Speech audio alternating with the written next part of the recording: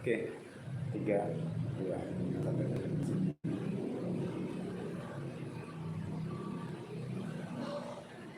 Assalamualaikum warahmatullahi wabarakatuh. Waalaikumsalam warahmatullahi wabarakatuh. Selamat datang di Gebiar Ramadan 1442 Hijriah.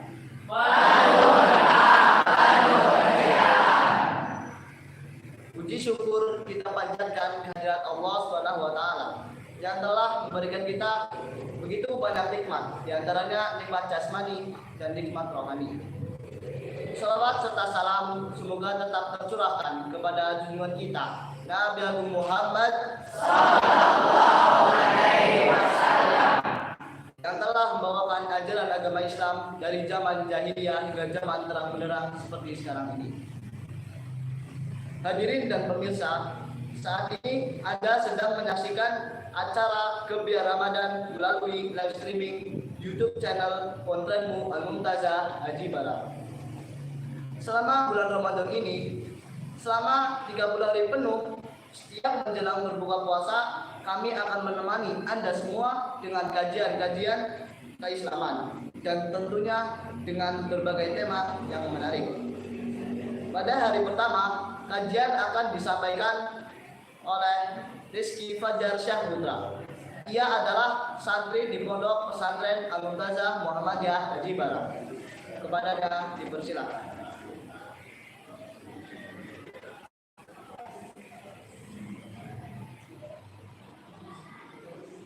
Bismillahirrahmanirrahim. Assalamualaikum warahmatullahi wabarakatuh.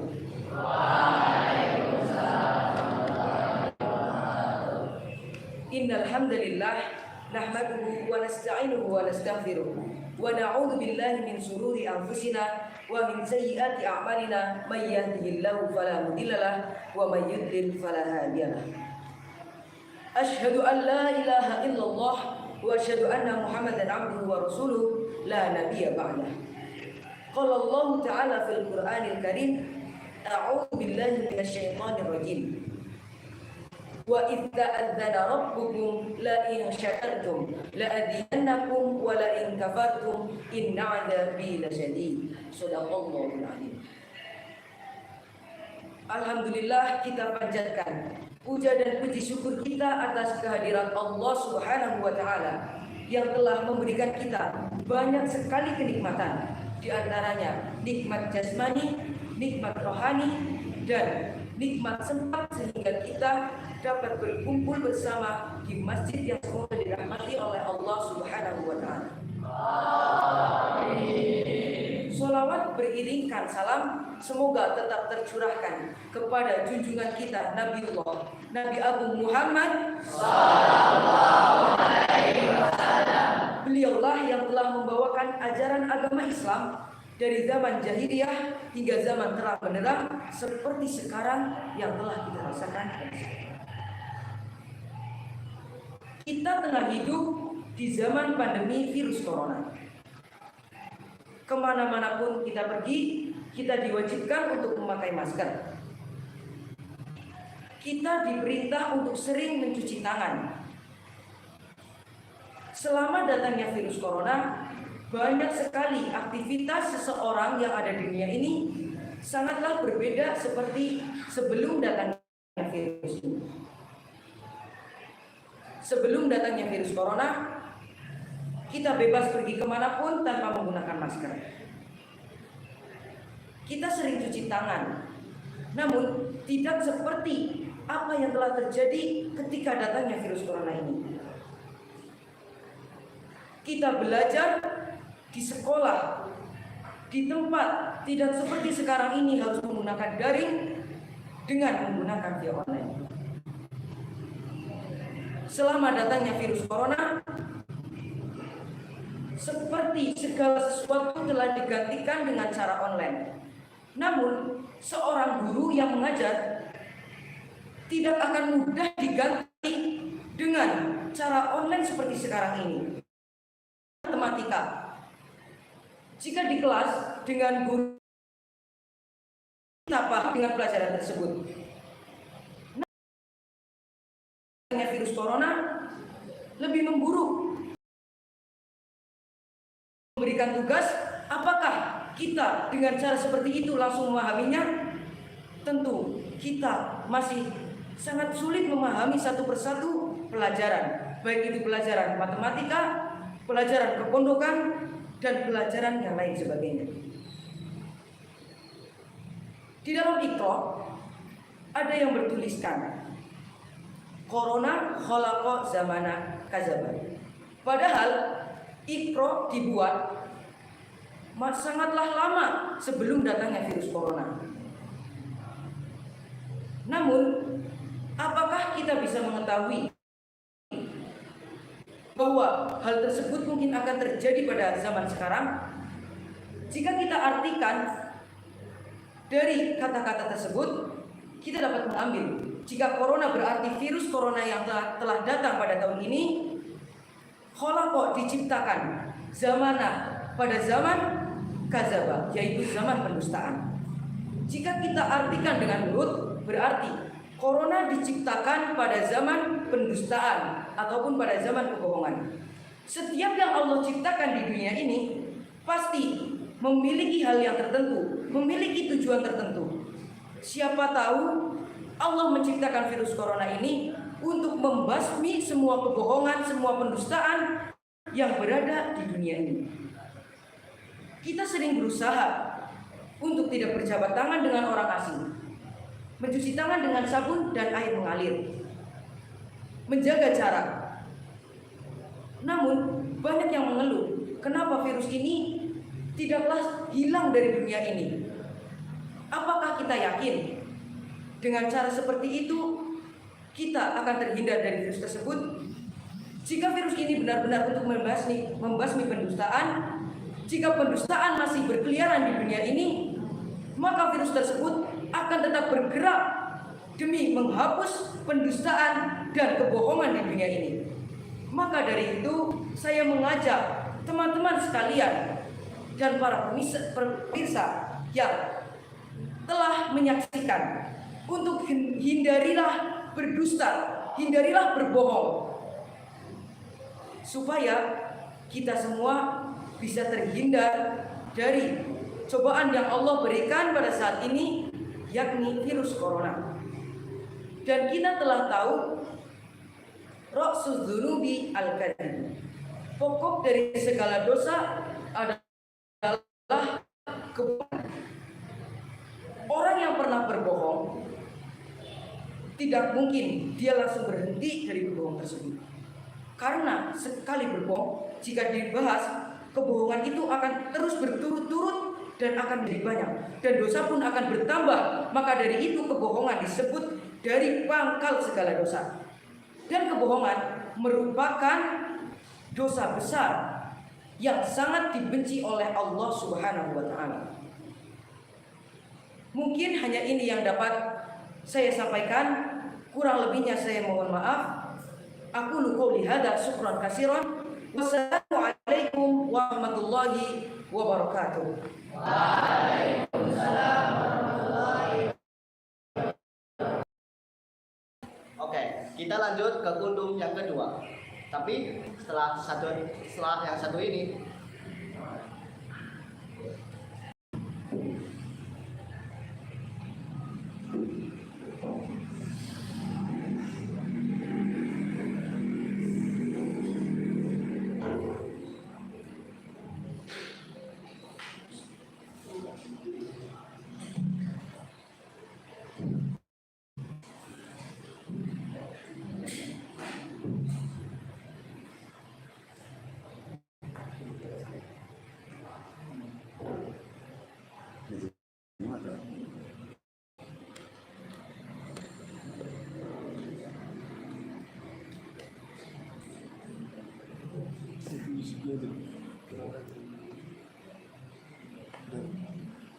ada berarti mesin lagi di sini sudah di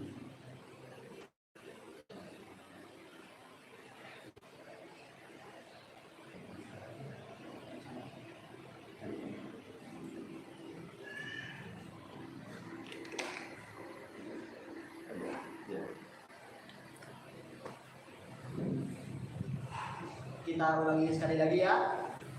Selamat datang di Gebiar Ramadan 1442 Hijriah.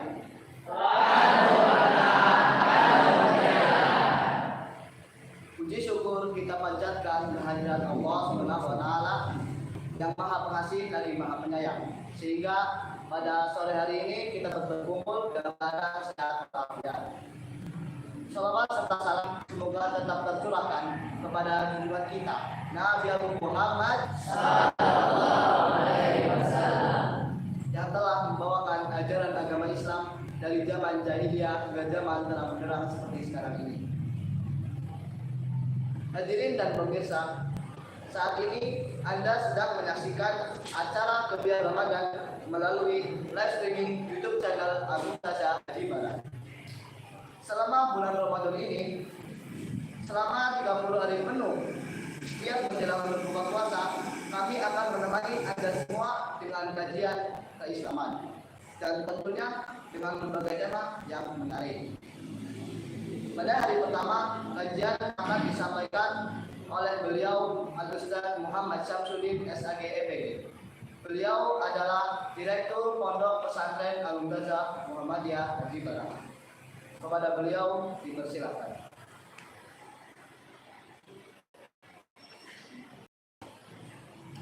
Bismillahirrahmanirrahim. Assalamualaikum warahmatullahi wabarakatuh. Waalaikumsalam warahmatullahi wabarakatuh. Innal hamdalillah nahmaduhu wa nasta'inuhu wa nastaghfiruhu wa nastahdihi wa natubu ilaih wa na'udzu billahi min shururi anfusina wa min sayyiati a'malina. May yahdihillahu fala mudilla lahu wa may yudlil fala hadiya lahu. Asyhadu an la ilaha illallah wahdahu la syarika lahu. Asyhadu anna Muhammadan abduhu wa rasuluhu la nabiyya ba'da. Amma ba'du, anak-anakku, para santri, para pesantren modern Al-Muntazah Muhammadiyah Haji Barat di Bandarsari, serta seluruh pemirsa Al-Muntazah Channel yang mudah-mudahan ke depan menjadi Al-Muntazah TV. Setelah bersyukur pada Allah dan bersolawat atas Rasulullah SAW,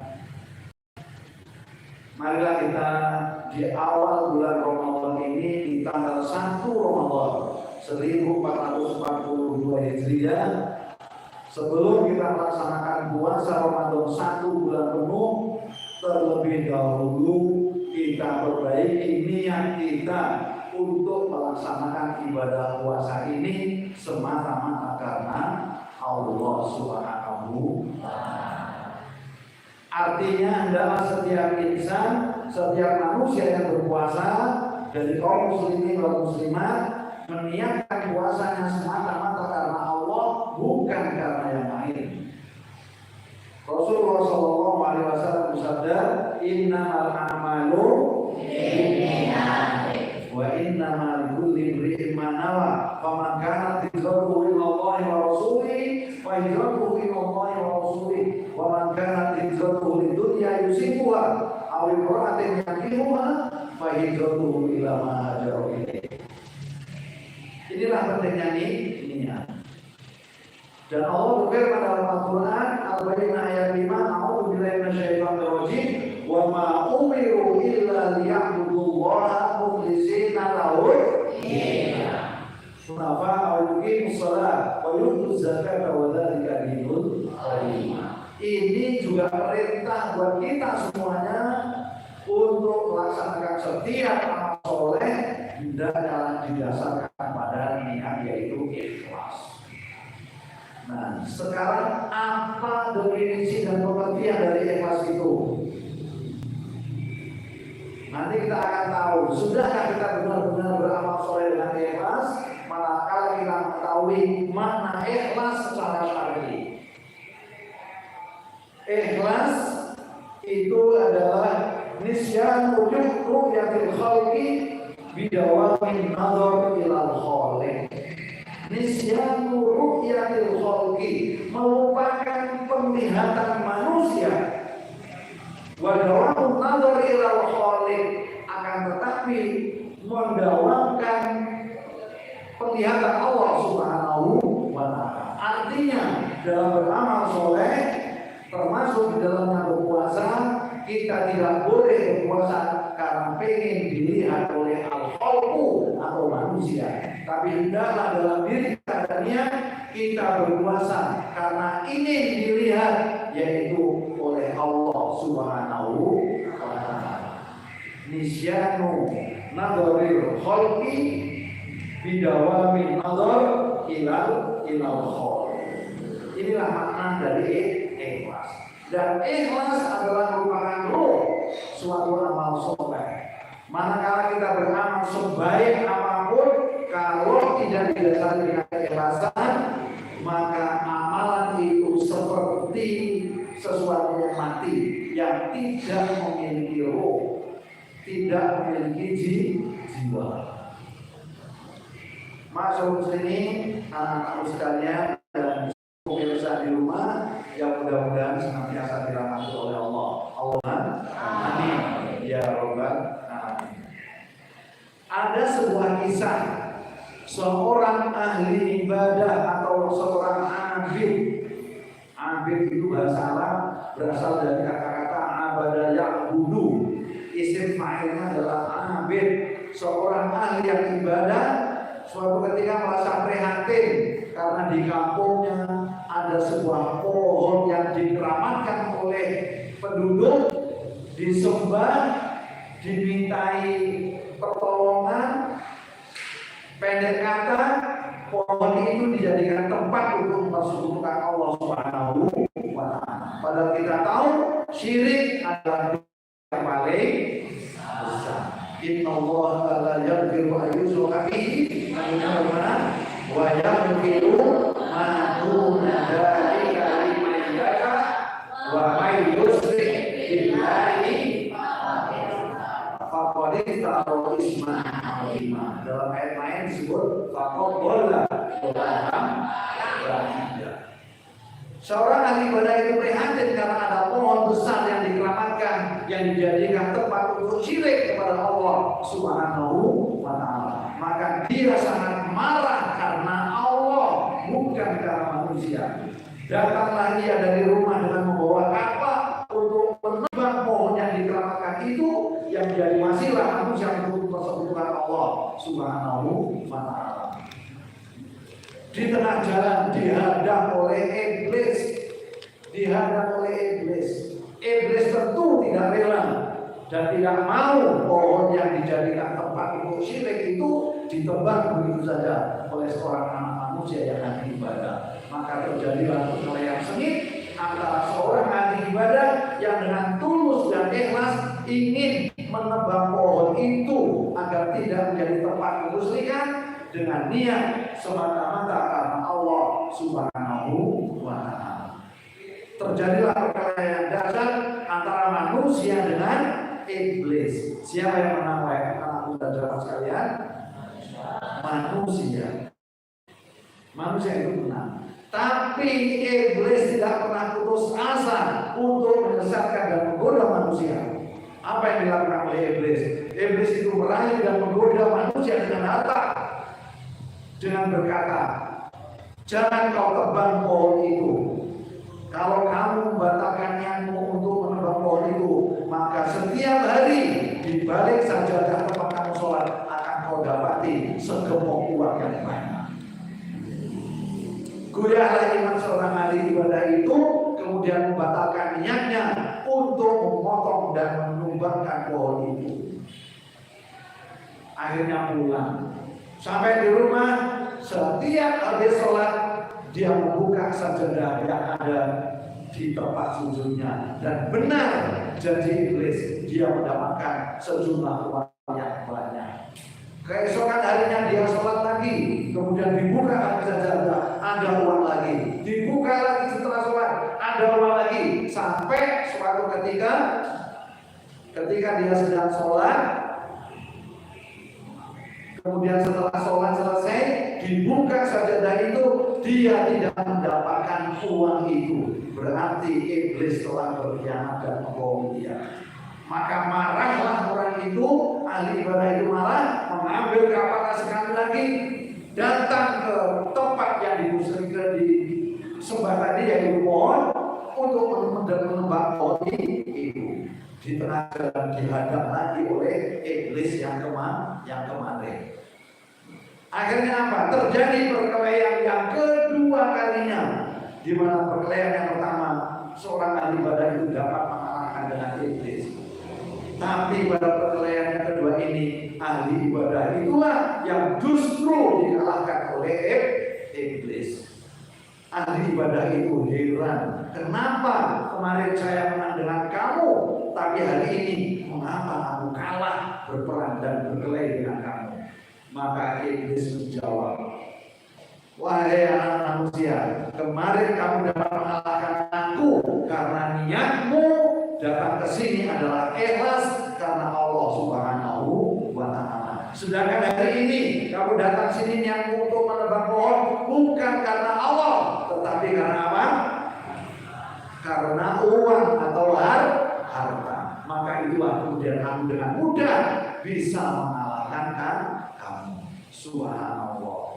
Inilah sinkron dengan hadis Rasulullah yang kita sebutkan tadi, bahwa amal soleh manusia tergantung niatnya. Maka orang sering mengatakan al-ikhlasu ruhul amal. Ikhlas adalah menjadi nyawa, ruh dari sebuah pekerjaan.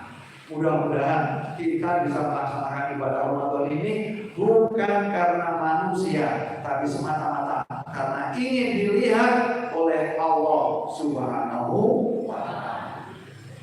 Demikian yang dapat saya sampaikan. Mudah-mudahan bermanfaat. Selamat menyongsong berbuka puasa yang tinggal beberapa saat lagi. Terima kasih atas segala perhatiannya. Kami segala keluarga besar Pondok Pesantren Modern Al-Muntazah Muhammadiyah Haji Barang yang di Banjarsari mengucapkan selamat menaikkan ibadah puasa dan selamat menunggu saat-saat yang membahagiakan, yaitu berbuka puasa. Sebagaimana hadis Nabi, "Lis-shaimi farhatani, farhatun inda fitrihi wa farhatun inda liqa'i." Bagi orang yang berpuasa ada dua kebahagiaan. Bahagia ketika dia berbuka dan bahagia ketika ia menemui Tuhannya Allah Subhanahu wa Ta'ala. Mudah-mudahan bermanfaat.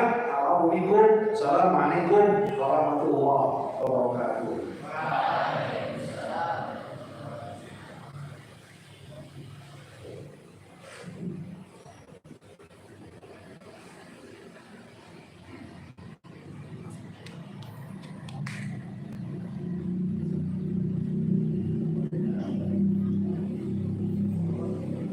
Terima kasih kepada Rizky Fajar Syah Putra dan Ustadz Syamsuddin selaku pembicara dalam acara Gebiar Ramadan 1452 Hijriah. Hadirin dan pemirsa, sampai jumpa lagi besok ya di acara Gebiar Ramadan 1442 Hijriah.